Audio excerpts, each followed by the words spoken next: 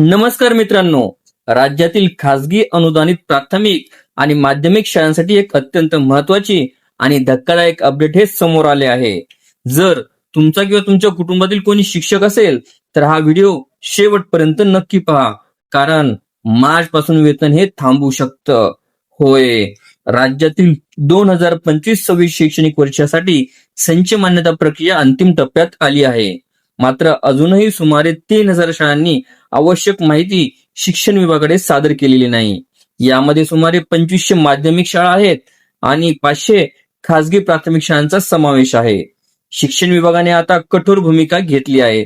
जर ठरलेल्या मुदतीमध्ये माहिती सादर झाली नाही तर संबंधित शाळांमधील शिक्षक आणि शिक्षकेतर कर्मचाऱ्यांचे वेतन मार्च पासून रोखले जाईल, असा स्पष्ट इशारा.